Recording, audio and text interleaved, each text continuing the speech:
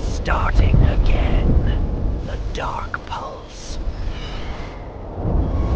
रात के करीब 2 बजे का समय था। बाहर हल्की बारिश हो रही थी और खिड़की पर गिरती बूंदों की आवाज के बीच नीना अपने कमरे में अकेली थी। टेबल पर एक छोटी सी गुलाबी गुड़िया रखी थी, लाबूबू डॉल। ये गुड़िया उसे कुछ दिन पहले एक पुरानी एंटीक शॉप से मिली थी। दुकानदार ने कहा था इसे कभी रात में मत देखना, लेकिन नीना ने हंसकर बात टाल दी थी। शुरुआत के 2 दिन सब ठीक था। गुड़िया हमेशा अपनी जगह पर रहती, मुस्कुराती हुई चेहरा और चमकीली आंखें। लेकिन तीसरी रात कुछ अजीब हुआ। सुबह नीना ने देखा लाबूबू डॉल अब टेबल पर नहीं थी। वो फर्श पर गिरी पड़ी थी, मगर उसका चेहरा अब थोड़ा टेढ़ा था, जैसे हंसी को किसी ने खींच दिया हो। नीना ने सोचा शायद रात में गिर गई होगी।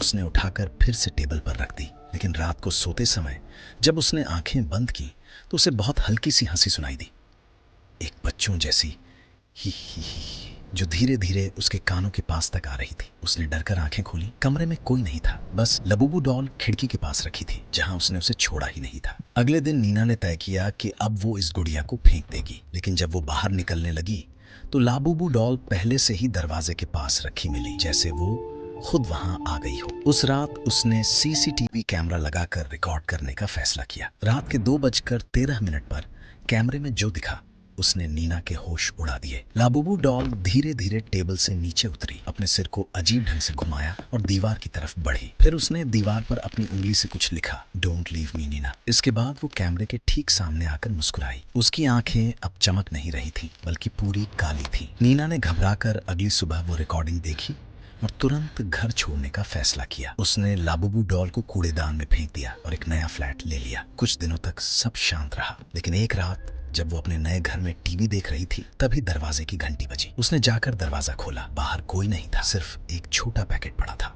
उस पर कुछ भी नहीं लिखा था। उसने जैसे ही पैकेट खोला, उसके अंदर वही लाबूबू डॉल थी, उसी मुस्कान के साथ, मगर अब उसके छोटे कपड़ों पर लिखा था, now you can't leave me again. उस दिन के बाद नीना कभी दिखाई नहीं दी।